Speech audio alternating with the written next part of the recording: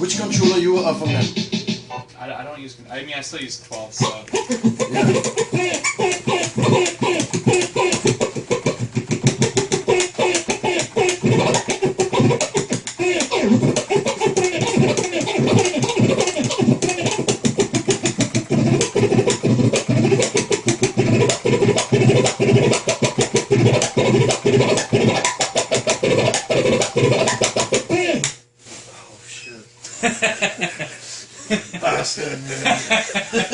Yeah, it's pretty cool. I've heard really good things about this rig. This is the Serato Pioneer. Yeah.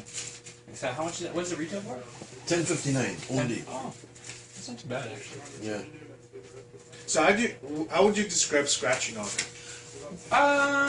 Well, the crossfader to me like isn't as sharp as like a normal like kind of like scratchy crossfader. Like I can still like when I go, I can hear it's not as like smooth as sharp as that, but it's not a thing made for scratching, so I don't expect it to be super tight. I find you have to make your hand really light. You got to make your hand really light because if you're too heavy, I just got to get used to the sensitivity of this like.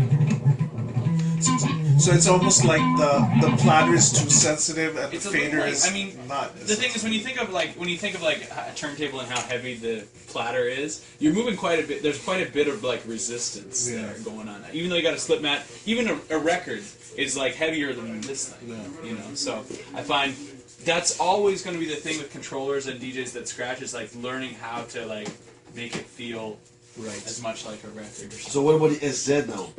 You heard about that one? Which one's that? The new one that's coming out. It's like a CDJ full platter. Right.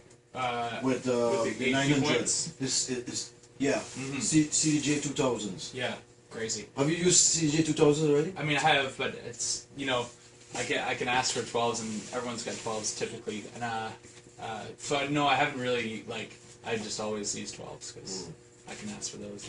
So how would you compare it to scratching on maybe like CDJs?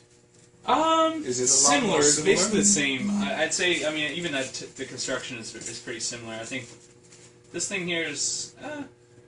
Yeah. I mean, I don't. The fact of the matter is, I don't do it that often, so I can't. I'm not like. Only times I do it if it's at a club and I just kind of messing around, or like this and messing around. Like that's probably the most I've ever scratched on like non-turntables before.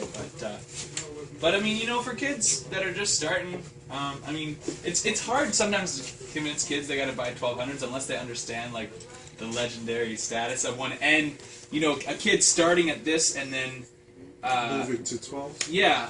Like, they might not notice the difference between a 12 and this, but me, who's been on 12s for 15 years, I mean, it's very obvious when I step to this. It's like, you immediately kind of get like, oh, it's not as comfortable, or that doesn't feel the same way as a 12 does. But, maybe if you started on this, then you just learn a different control with your hand. Maybe you'd figure out what the right balance of the touch sensitivity is with your hands. But for me, it might take a little more practice. I guess I gotta go practice. So what about pros and cons of this? Okay, what you like about it? Well, I mean, when you, I think for selling and everything like that, or for kids coming up, this is just smaller and it's like a one-shot deal. There's 1059, and then I go home and I got everything I need to play a party. Yeah. Whereas turntables, it was always like, when we started DJing, you'd find whatever turntable you could, whatever other turntable you could, and then you'd probably spend more money on the mixer to start just so you could mess around. Then you get one 1200, and then you got one 1200 and one turntable, and then you get the other 1200. So that would usually take DJs unless you had a lot of money, it would take you a year or two to get the full setup, maybe even more. Yeah. But for this, it's it's ready to go. And the fact of the matter is, Serato adapted to turntables, but if you start now, everything's here, right? It's plug and play, and it's ready to go, and it's got a lot of cool features, and even Serato, you just got the sync lock and everything like that. I can see why it's attractive. It's got the cool filters. Basically, you got a nice mixer built in with two controllers right there. Even that mixer piece of this would cost you $700, $800, just to get a nice. Hey, Eugene, which mixer is closest to this? Would it be the Nexus 900 DJM? think it's a 900, yeah. I mean, yeah, well, you know, That's like 1,000 something, man. yeah. I mean, it's got the 4 channels, it's got the filter. It doesn't have the, well, it's got the effects built in, I think, right? Is there effect? Yeah, like the effects up here. Steve, do you know if it's analog effects or is it digital? It's all software effects on that one, but it's all hardware filter and hardware EQ. Okay. So that's a roll or something.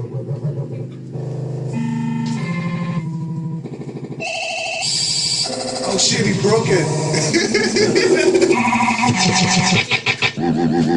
If you go to the panel select.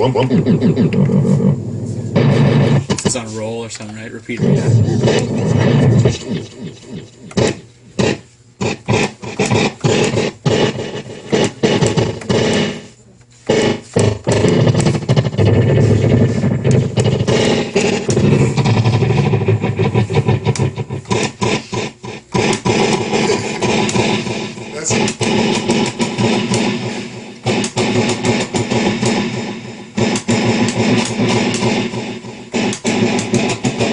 Experimental scratching.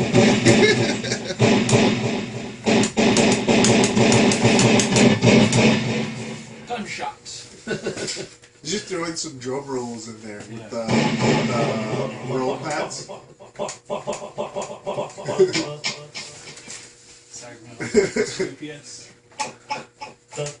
Alright, so what would you say the disadvantages or the cons?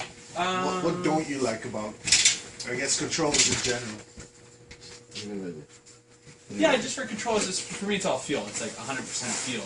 Yeah. Like, that's why 1200, like, it's the way you touch it, it's like, you can't make a small errors. Like, that's, I find with these, like, the smallest touch could make it error. Yeah. Whereas with 1200, it's like, of course, it's delicate with the needle, but, you know, like, you can push the platter a bit. With this, like, it's just a different feel for me, and so, and I feel like more in control of the turntable than with this. But I know that I'm in the minority now, but that also means I'm at a premium, you know? but to get the real thing. But it's I don't think it's because what you're saying, I mean, it's generally true. Like, you know, I guess it's just more of a cost factor. It's a cost factor, yeah, and an availability factor, and it's mostly cost. Because really, if you start with 1200s, it's like then everything gets a little bit, it's harder, but it's like, to me, that's the way I like to do things. So. It's almost like the time it takes for you to get the gear forces you to have to learn the gear. Exactly. You know? Yeah. But in this case, you just have everything at once, so... I've seen people rip it up, like, have you seen Laid Back Luke DJ with, like, CDJs and stuff? Like, he's doing all kinds of cool loop and stuff, and cue point and everything like that. You know, going out on a limb and, like, instead of, like hitting those on beat or whatever, you know, he might hit that instead of, like, looping. Leave it up to chance that you might... Yeah, I might get it wrong, yeah. You might get a little bit off, and then adjust it with this, you know? Yeah. So, that's for me the fun thing, because I was always, like, amazed by DJs that could make it work. Like, DJing is like a bastard art form. You know what I mean? Because it wasn't... When they made 1200s, they didn't make them because... For DJs, they made them to play records, but then DJs figured it out and figured out how to do it. So that's always the magic to me, is like people taking it and making it work. And so this is a bit more, and this is like, technology is supposed to make everything easier, but DJing was always kind of about to me, like making it magic. Like, but yeah, it's kind of the older way to think of it. But I still think it's pretty magic. But I agree with what you said. In terms of, I mean, now that you have all of this technology at your disposal, I think as a DJ, you're also obligated to use it. You know, like with the tech, because it was so hard to beat sync and it was so hard to like match, and not just that, but picking the records and carrying the records. Like, I mean, you're sweating all day. You can only take a couple crates, so you put all your trust in those. So that would change the way you pick your records. You'd be like, you know, this record has 2 songs on it that I can play. That makes it twice as good as one. You know, and then you learned how to, and that's a whole other kind of story. But I feel like now there's so many options for kids. Like, look how many controllers you have on the wall right now. There's a lot of options. A lot of options. Whereas kind of the only option forever was the 1200. Yeah. So that was just kind of what everyone worked with. I find beat production's the same thing. You know, you used to have next to nothing to make beats. Yeah, like an MPC, a mixer, or and even a before that, turntable. you like a Kai S950 or something like that, or try to make something make noises that wasn't supposed to make noises. Same kind of idea. Like samplers were made so you'd record yourself hitting a snare and then play that recording over and over again. But people started squeezing full music into it and started sampling it and playing at different pitches. And now, I mean, you can go online and torrent and have 8 gigabytes of sounds, but like, what are you going to do with them? Where do you start? It's like being surrounded by so much food you don't know what to eat. But if you only, you know, like focus on one thing, I think you end up being stronger. But there's so many options. I think that, for me even, I'm overwhelmed by like new options, so that's why I kind of keep sticking. But wouldn't you say like in essence the struggle is still the same? I mean, because think about it, right? Back in the days, you have this one machine which can do one thing, right? And it takes a lot of like effort for you to make it do what you want it to do, right? As opposed to like now when we have all these options, but don't you think the effort's the same? Like now you have to put the effort not in making it do that one thing, but in filtering out all the garbage. 100%. You know what I mean? No, for sure. And I have a lot of respect for people that carve out like a sound of their own, because it's so easy to just do the same thing that everyone's doing. Exactly. So if you can make your own sound, and then people start copying you, that's kind of like, oh, okay, you figured out on your own How to make it work? your style. So.